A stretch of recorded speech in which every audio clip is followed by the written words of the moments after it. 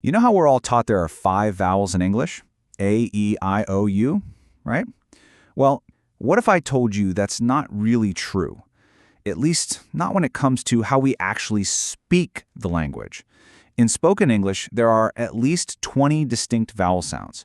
And honestly, getting a handle on them is the real secret to clear, confident pronunciation. So, what's the deal? Why is English pronunciation so darn confusing sometimes? It's a frustration that trips up pretty much everyone, language learners and even native speakers alike. The problem is this huge disconnect between how English is written and how it's actually spoken. Okay, check this out. This is exactly what I'm talking about. We've got these 3 words. They all share the letters O-U-D-H, but just listen to how they sound. Though, through, thought. I mean, come on. 3 totally different vowel sounds from the exact same spelling. It's no wonder English spelling can feel like it's trying to trick you. So, is there a way out of this mess? Is there some kind of secret map for pronunciation? Well, thankfully, yes, there is. And it's an incredibly powerful tool called the International Phonetic Alphabet, or, as you'll usually see it, the IPA. Now, the big idea behind the IPA is actually pretty simple, but it's a total game changer. Here it is. 1 symbol always equals 1 sound. Every single time. No exceptions.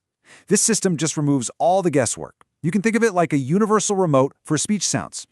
Let me show you how powerful this is with a classic example, the word R-E-A-D. Okay, so I can say, I will read the book, but I can also say, yesterday I read the book. The spelling is exactly the same, but the sounds are completely different. Well, the IPA just clears all that up. The present tense is read, and the past tense is read.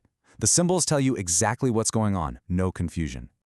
Okay, so now that we have our secret weapon, the IPA, let's actually start mapping out all these sounds. And here's the good news.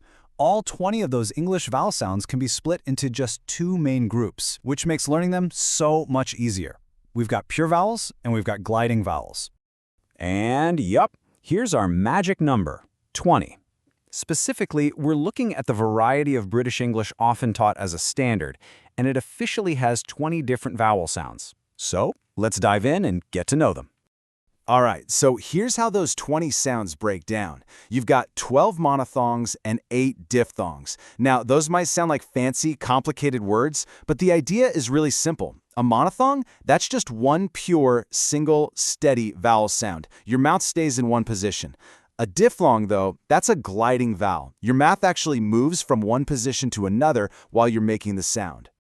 Let's make this real. I want you to say the word see. See.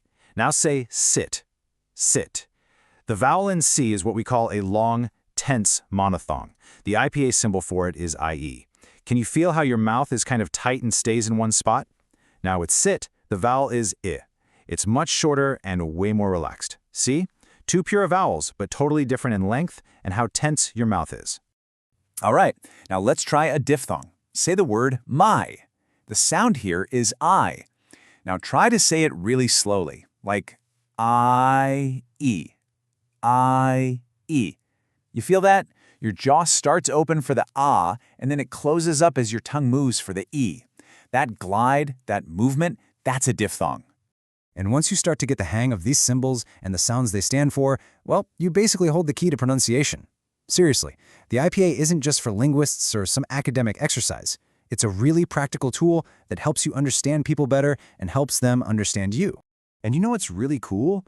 It's not just about learning one correct way to say things. The IPA is actually the perfect tool for figuring out why accents sound different. It lets us pinpoint the exact little sound changes between, say, someone with a British accent and someone with an American one. Let's take the word car, for example. In a lot of British accents, you'll hear car. It's a long, open vowel sound, right? But in most American accents, you'll hear car. See that little R symbol at the end in the IPA? That's the difference, right there on the page. The IPA literally shows you the difference in pronunciation. Okay, so let's quickly recap the secret code we've just cracked. Number 1. Spoken English has way more than 5 vowels. It's got 20. Number 2. Spelling is, well, it's not always your friend. It can be super misleading. 3. The IPA is your map. It gives you a clear, one-to-one guide from a symbol to a sound. And finally, all those vowels fit into 2 main buckets. The pure ones are monophthongs, and the gliding ones, the diphthongs. So, I want to leave you with this one last thought. For anyone out there learning or just trying to master English, what would happen if we changed how we approached it? I mean, what if we paid more attention to the sounds than to the letters on the page? What if we really trained our ears to listen first before we even look at the spelling? It's a pretty simple shift in focus, but it could honestly change everything.